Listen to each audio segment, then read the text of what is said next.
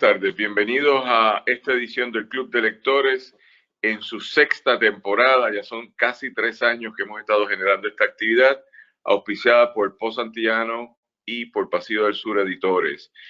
Hoy nos place conversar con una compañera que todas y todos queremos mucho, que es Rubis Camacho. Con un pequeño detallito, se nos ha perdido Rubis, pero no queremos perder la oportunidad de hablar de su obra en el día de hoy. Y luego, cuando se rectifiquen los problemas de comunicación que ha habido, pues volveremos a invitarla. Normalmente hay algunas ausencias en la programación que tenemos de 6 meses de este evento, así que volveremos a invitar a Ruby.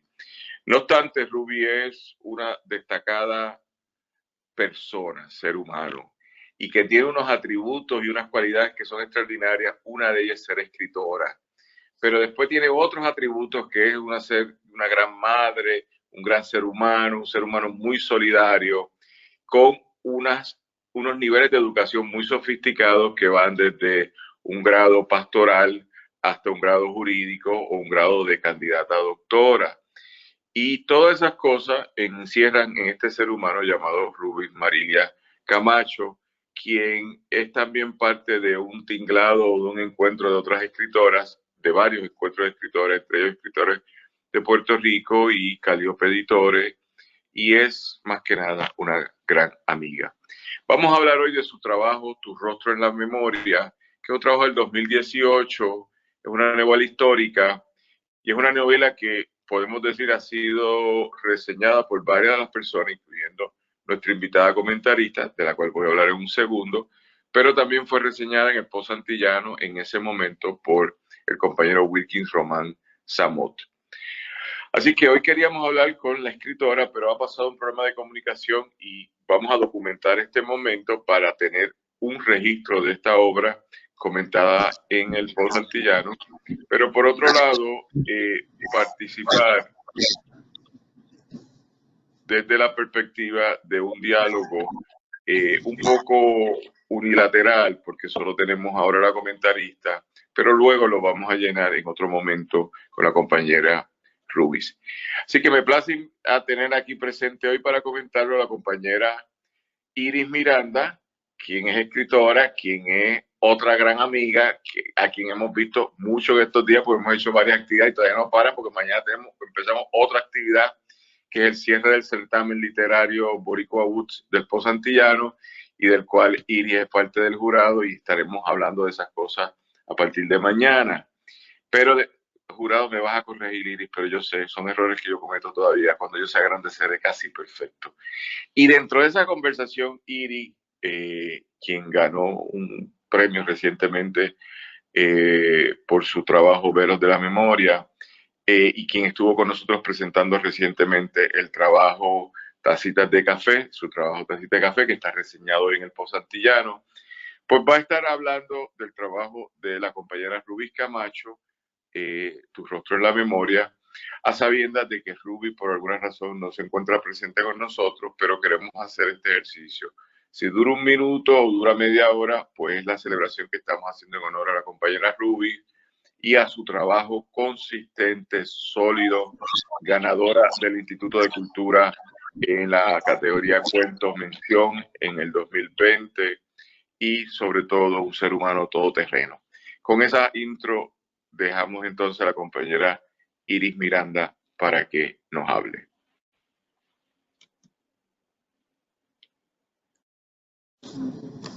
Muy buenas tardes, es un honor estar aquí con todos ustedes en el Club de Lectura del Pozo Antillano para comentar Tu rostro en la memoria de la escritora puertorriqueña Rubis Marilia Camacho. Voy a hacer mi propia introducción, a pesar de que tú hiciste la tuya, pues yo voy a hacer la mía, ya la tenía escrita, así dice. Es poeta, primero, novelista, cuentista, gestora cultural, exquisita ensayista y presentadora, hija, madre y abuela. Y es también una de las editoras de Calliope Editoras, entre muchos otros sombreros del oficio de escritora que Rubis lleva. Voy a mencionar las obras que ha publicado hasta el momento. Cuentos traidores, son relatos. Sara, la historia cierta, que es una novela. El fraile confabulado, que son relatos, y Safo, ritual de la tristeza, un exquisito libro de poesía, ¿verdad? Inéditos tiene Los cantos de Safo en poesía, Los huesos de la cereza en novela, y Las madres selvas son unas flores, que son relatos también, ¿verdad? En ausencia, ¿verdad?, de la interlocutora que sería ella, me da mucha pena, ¿verdad?, pues, yo espero que esté bien. Voy entonces a seguir la sugerencia de Isabel Zorrilla y darles a ustedes una lectura, ¿verdad?, que ya fue publicada en la revista de Estudios Hispánicos del 2019, que todavía el portal de revistas de la Universidad de Puerto Rico no la ha subido, no ha subido la versión del 2019 de la revista de Estudios Hispánicos. Estamos en espera de eso para que todo el mundo tenga acceso, así que yo les voy a leer lo que escribí en esos momentos cuando yo leí su novela, terminé de leerla, me senté y hice esta apreciación. Es una apreciación un poquito más académica. Si no entienden algo, las personas que están aquí pues me pueden interrumpir y me dejan saber, ¿está bien? Empiezo con un epígrafe, perdón, el título es Notas para una novela cartaginense posmoderna, Tu rostro en la memoria, de Rubis Marilia Camacho. Y tengo un epígrafe de Gustave Flaubert que dice, voy a escribir una novela cuya acción transcurrirá 3 siglos antes de Jesucristo, pues siento la necesidad de salir del mundo moderno, donde mi pluma se ha mojado demasiado y que además me asquea tanto reproducir como me asquea ver. Gustave Flaubert. Cuando esta novela llegó a nuestras manos y leímos las primeras líneas, supimos que estábamos ante una pieza de valor universal en nuestras letras. Teníamos ante nosotros una novela histórica, con un poco de historicismo tradicional a los siglos XIX, pero con muchas más características de la nueva novela, como la sugiere Seymour Menton. Y para mayor sorpresa, con temática cartaginense.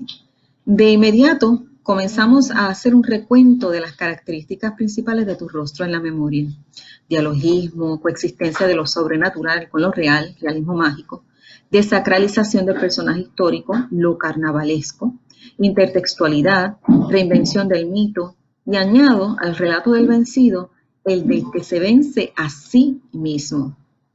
La única característica que queda fuera del canon de Menton es el ludismo histórico, por cuanto no ocurre una reinvención de la historia oficial, sino que los hechos transcurren en un tiempo no contado en la oficialidad, el camino del ejército de Aníbal hacia la batalla de Tesino. Rubis Marilia Camacho novela con fuerza narrativa desde la reflexión genealógica de lo irracional, el acto de asesinar.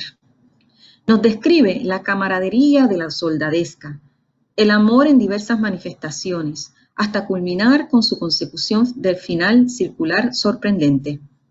La interpretación subjetiva de la historia se dará a través de los valores que la autora presentará con todos los elementos eclécticos de la posmodernidad. Y miren que son muchos. La novela es una maravilla, de verdad. Más allá de la historia en que está enmarcada la novela, la Segunda Guerra Púnica, y de aclarar la procedencia de los personajes históricos y los de ficción pura, investigamos sobre el tema y nos topamos con que en la España de este siglo, el novelista valenciano Javier Pellicer ha publicado 2 novelas cartaginenses. O sea que el tema de la novela cartaginense continúa.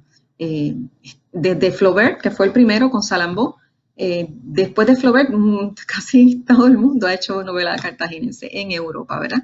Pero en el Caribe, me parece que nosotros somos los primeros, ¿verdad? Y Rubis Marilia es quien toca este tema. La novela de Pellicer se llama El espíritu del lince y Leonés de Aníbal son ambas de corte mimético. Me aseguré, ¿verdad?, de la calidad, ¿verdad? Tanto Flaubert como Pellicer y todos los que han escrito casi siempre se han ido por el lado de la mímesis, de imitar la realidad, ¿verdad? En Rubis encontramos que Rubis, pues, hija de Latinoamérica, ¿verdad? Hija del Caribe, vamos a decir hija literaria de un Alejo Carpentier, pues continúa, ¿verdad?, con lo que es el realismo mágico. Coincidencias de un deseo de conocer cómo pudieron haber sido los hechos pasados de este choque de imperios desde toda perspectiva. Cartago versus Roma, vencidos y vencedores, o tal vez un pretexto particular que nos presenta una crítica contemporánea. El referente histórico más antiguo de estas luchas entre el imperio cartaginés y el romano lo encontramos en el historiador griego Polibio, quien describe la lucha para lograr derrotar a los cartaginenses y convertirse en el imperio hegemónico del Mediterráneo. Por cientos de años, este recuento, en parte vivido, en parte investigado, sería la inspiración de miles de obras y estudios alrededor de la figura de Aníbal Barca, hijo de Amílcar Barca, ¿verdad? Y tenemos estos dos personajes en la novela de Rubis.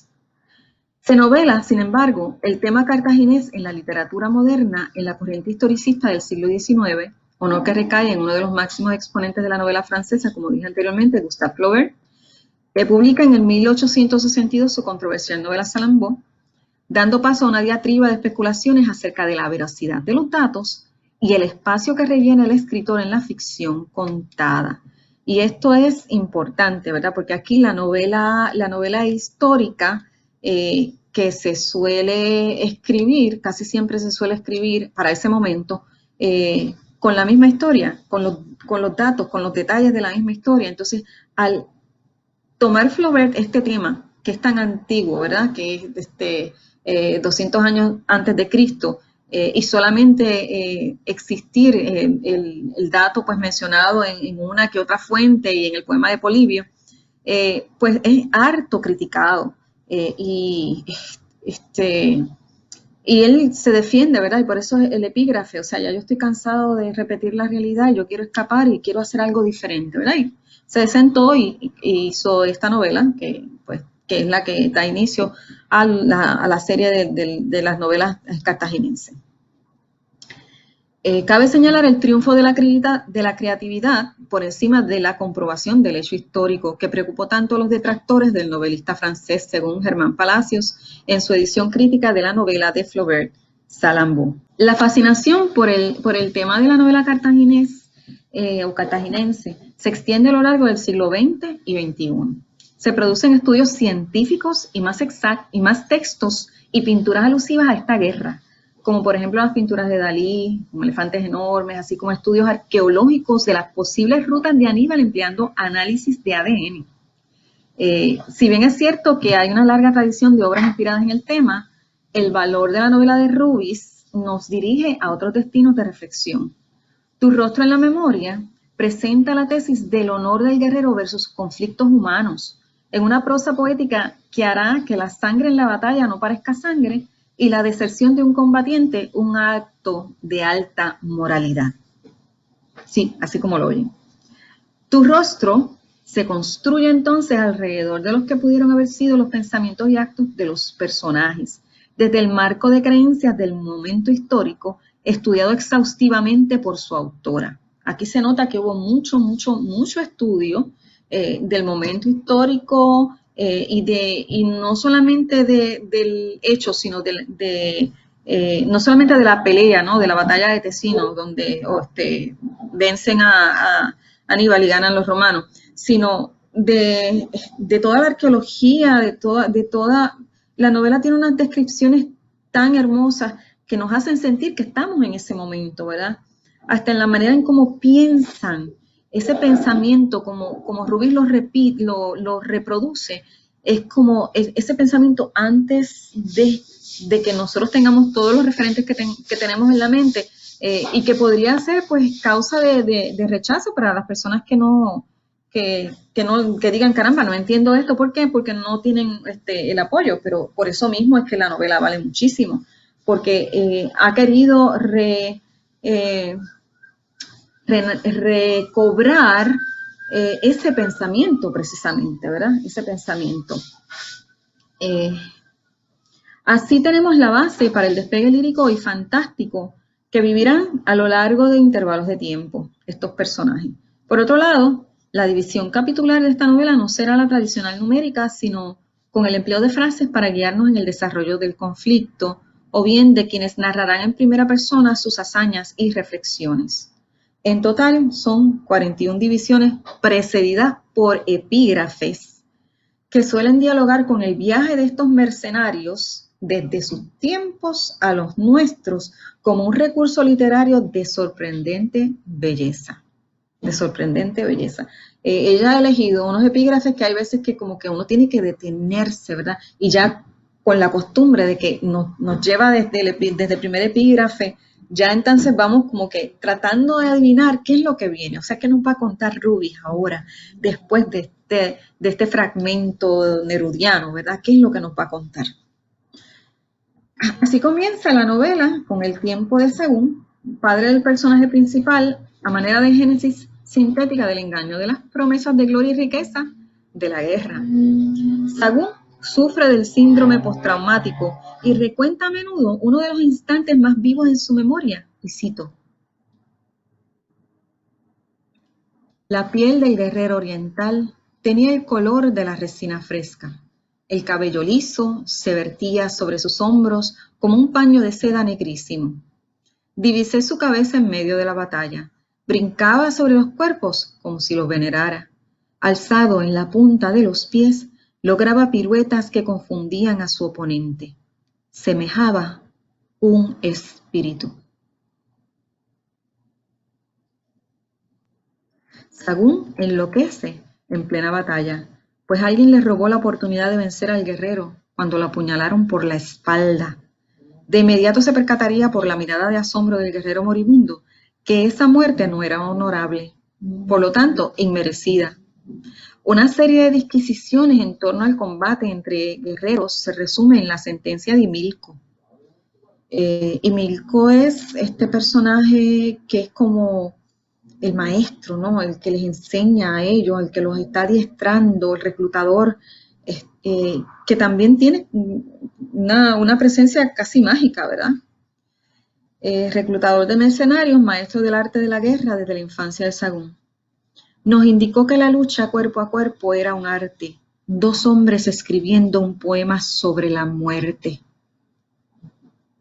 Para luego concluir que matar es enfermar el espíritu. En esta primera división se nos presenta la tesis de la novela, y a lo largo de la misma se irá comprobando en el fluir del personaje principal, Medrash. Camacho logra hilar el relato de este personaje, reclutado como mercenario, interesando al lector en los relatos de los otros personajes de esta memoria. La alternancia de voces narrativas, su autora, los mercenarios, mire que son bastantes, la voz femenina de otros personajes, ¿verdad? Tenemos hasta Safo por ahí metida, hay una intratextualidad, ¿verdad? Nos conecta con historias de guerra y de antiguas divinidades, con relatos de muerte, genocidio e infanticidio como ofrenda religiosa al dios Merkart. Y es Medrash, por sus innumerables talentos, quien deberá contarlo todo, según Aníbal Barca, que lo observa y pretende elevarlo a rango de capitán. Intertextualidad, intratextualidad, la aparición sobrenatural del guerrero oriental en dos tiempos, de Medrash como hombre y hombrecito, de Safo como diosa, y el uso de tropos propios del género de la poesía, hacen de esta novela histórica posmoderna una lectura memorable.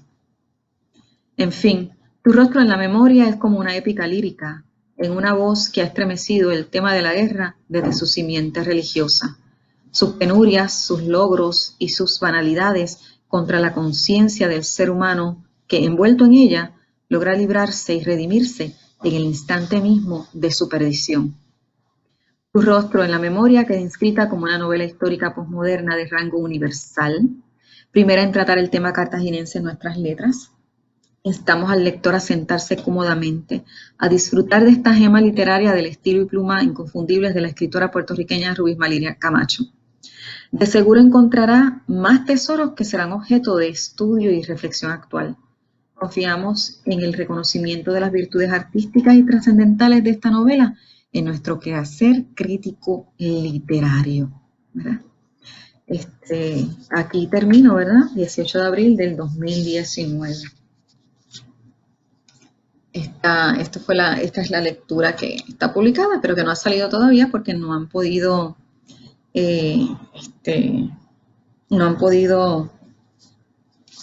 eh, subir la revista, ¿verdad? Entonces yo tengo por aquí un par de preguntitas, eh, o esperar primero las reacciones, ¿verdad? Eh, eh, y Isabel, tú también escribiste algo sobre ella, sobre la novela, que nos podrías comentar.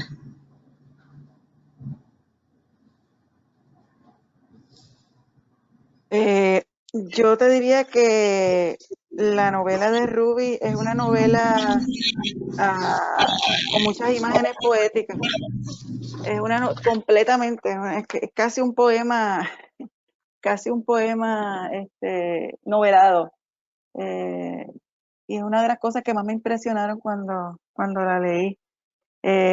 Y que en esta novela, pues los hechos reales trazan el camino, pero la ficción literaria rellena los huecos que deja la aridez de la historia. Magistralmente la escritora es leal a los hechos con su imaginación, pero la unge con este único lenguaje maravilloso de Ruby. Realmente a mí me impresionó muchísimo esa novela. Ya antes había leído Sara, La historia cierta, pero esta novela me impresionó muchísimo, me gustó muchísimo.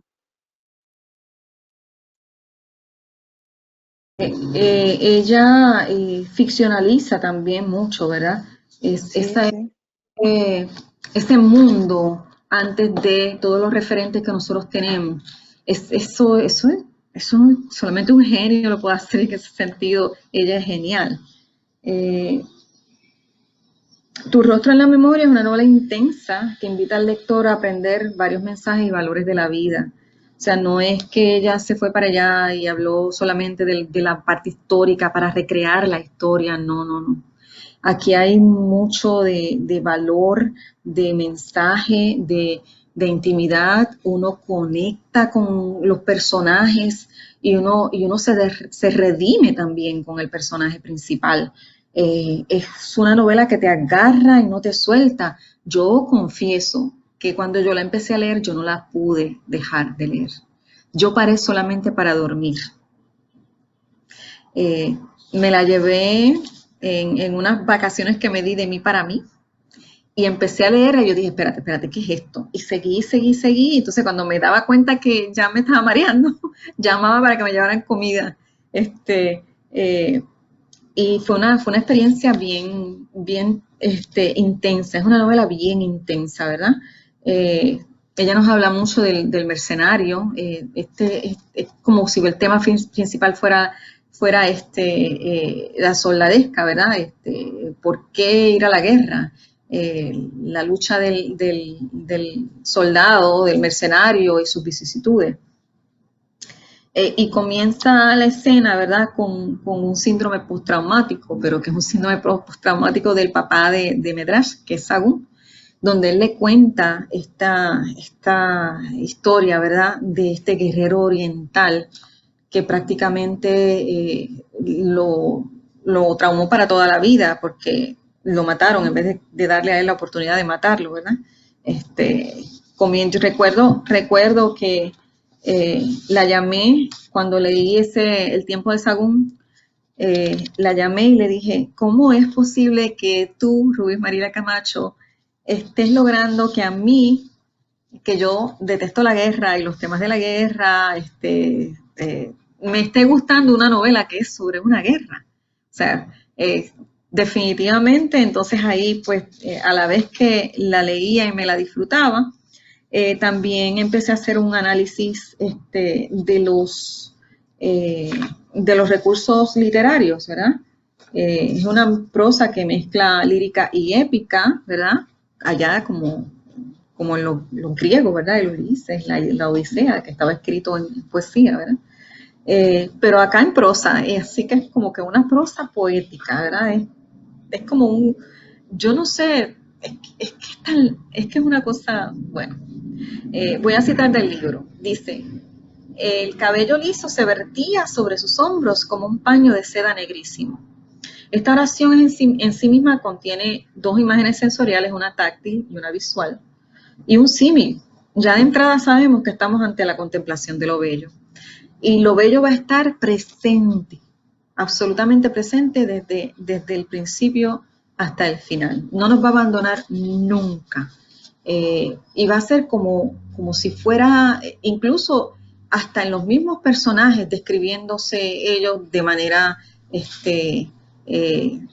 donde emplean unas figuras que es una cosa, bueno,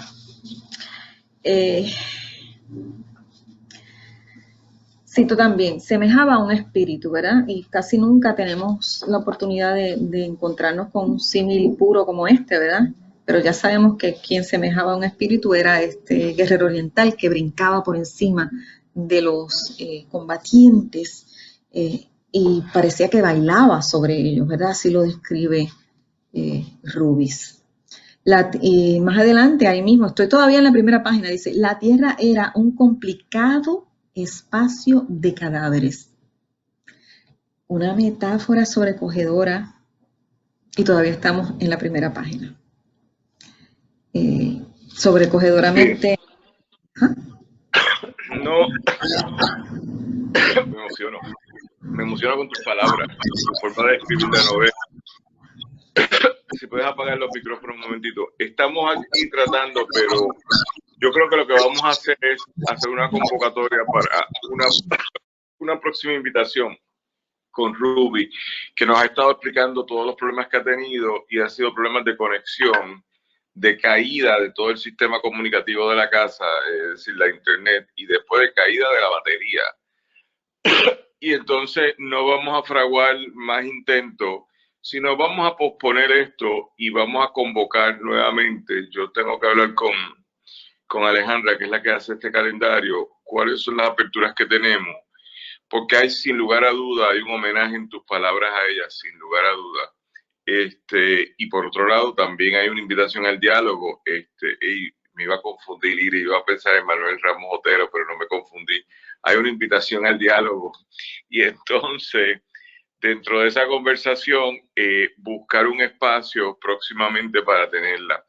Porque un poco en las múltiples actividades que estamos haciendo, sobre todo los sábados, pues este es un espacio en una hora particular para crear un dato histórico, y yo creo que Iris y Ruby se merecen más de un momento para esta conversación. Eso ya nos pasó con los trabajos de Iris recientemente, que acabamos hablando varias veces de ti, podríamos seguir hablando, pero creo que ante las eventualidades que han pasado y luego de escucharte, no forzarlo hoy, porque se nos va a terminar el tiempo ahora de las 3, que es la hora de la producción. Y no es que uno sea dogmático o burocrático, es que hay otras cosas que están pasando a partir de las 3. Y entonces pensar cuándo podemos volver a hacer este encuentro. A lo mejor yo no tengo la claridad con los detalles, pero creo que para fines de marzo, principio de abril, vuelvo a ver un opening aquí y podríamos hacer ese junte. Y lo otro que me ha provocado a mí, este trabajo yo no lo tenía. Yo tengo a Safo y a otro más de los de Ruby. Estaba buscando los trabajos que están en línea sobre eso, que era lo que había tenido. Pero una oportunidad para conseguir el libro, que está en las librerías de Río Piedras, particularmente la de Norberto González y la de el compañero Arnaldo González, y tomar esto en serio para leer una novela que es histórica, es que me fui a un viaje en otra ronda, y es una historia de civilizaciones fundacionales, y dentro de esa conversación, pues entonces hacer ese ejercicio con mayor integridad o integración, teniendo ahí a Ruby aquí. Así que con eso en mente, yo creo que deberíamos entonces posponer ahora, a menos que tú quieras decirnos algo más, Idi, y buscar una fecha. Nosotros nos comunicamos para esta invitación a la compañera Ruby Camacho. No matar el pollo en la mano, como dirían allí donde vive Isabel Zorrilla, sino dejar que el pollo siga picando por ahí, o la gallina, y eventualmente llevarlo al caldero, pero no todavía no estamos para llegar al caldero, eso va a pasar después. Así que esa es mi propuesta, Iris Miranda, prende el micrófono, por favor. Me parece una buena idea, ¿verdad? Porque definitivamente son muchas las preguntas que tengo aquí. Mira, esto está lleno de preguntas para ella que solamente ella puede contestar. Así que esperamos poder tenerla de cuerpo presente. Y de paso, pues, esta es una perfecta actividad para instar a la gente que tenga interés en la obra de Ruby a que se lean la novela, ¿verdad? Es una novela maravillosa, es una novela preciosa, es éxtasis puro, de principio a fin, éxtasis puro, ¿verdad? Solamente la genial escritora lo ha logrado, lo ha logrado. Así que No sé, la novela, léenla. tú evocas unas imágenes que de verdad a mí yo voy a tener que leérmela para la próxima vez, pero estamos aquí abriendo. Yo pienso en cerezas y en un juguito de limón bien hecho con azúcar blanca, pero no te digo más, Iris. Lo que vamos a hacer, estaba conversando aquí con Adrián, es que vamos a subir este programa ahora como Rubis Camacho parte 1 y el próximo sería Rubis Camacho parte 2, pero ya en el próximo vamos a tener un diálogo y que tú lideras, pero ya de contenido, porque la presentación ha sido buena y como tú sabrás, siempre tienes las puertas abiertas, como tú has hecho a lo largo de mucho tiempo, para republicar esa reflexión que hiciste en el Pozo Antillano, que es un sitio donde es una casa cálida para las escritoras y los escritores puertorriqueños. Así que yo lamento lo que ha pasado, pero me sobrecoge la energía de Iris muy positivamente, que hizo esto viable. Le agradezco a la compañera Isabel Zorrilla su presencia desde esos pueblos tan distantes de la costa norte, creo que es Morovi, o sea, esos son lejísimos esos pueblos. O sea, el que vive en San Juan sabe que todo es cerca. Manatí. Ah, Manatí. Pero Apenas digamos, de Puerto Rico. Vamos a ir a comer carne frita, Manatí, que eso es como que bien mundano, eso no tiene nada que ver con los romanos, eso es bien localito. Pero nada, Iris, un gran abrazo por tus palabras del día de hoy. Reconocemos siempre a la compañera Rubí Marilia Camacho y su presencia hoy, en ausencia, pero su presencia, y a las compañeras que han estado presentes aquí, a Elga, a Luis, a Iris y a Isabel Zorrilla. Y gracias a Adrián Ciaca, que ha estado en los controles y que ha hecho esto posible como colaborador en los últimos 3 años. Hemos estado haciendo este proyecto que nos ha quedado bien. Así que nos vamos a volver a ver. Ya la semana que viene anunciaremos la fecha. Iris cuenta con nosotros si deseas republicar ese trabajo. Pero vamos a llamarlo Rubis Camacho parte 1, ¿ok? El encuentro. El otro será Rubis Camacho parte 2, el desenlace. Esto es como episodios de series de televisión con nosotras y nosotros. Así que vamos a dar cierre. Gracias a todos los que nos han visto y los que nos van a seguir viendo. Esto va a ser editado ahora. Un poco, creo que sepan, es que esto no es como que grabamos y ya. Esto es que se graba, esto se edita. Esto tarda un tiempo bajar para ser editado y un tiempo para subir para ser editado y ponerlo en las redes sociales de nosotros, que son a través de los canales de televisión del Pozo Antillano, TV EPA. Y luego que ustedes en sus salones de clase, ustedes en sus hogares, utilicen esto para conversar y seguir pensando. Estos son instrumentos didácticos muy útiles, muy buenos, sobre todo cuando uno tiene una intervención tan magistral como la de la compañera Iris Miranda. Con eso nos despedimos entonces hasta la semana que viene, porque el ciclo sigue. Y entonces ya en la semana, el lunes, sabremos cuál es la fecha disponible para traer a Iris y a Ruby, y yo creo, Iris y Ruby, que eso lo vamos a cambiar y ese día las traemos de pueblos distantes que ustedes viven, allá en Gurabo, en Naguabo, en Las Piedras, donde está Ruby, y a ti te traemos de ese pueblo tan distante que es Trujillo Alto, y te traemos a Jessica.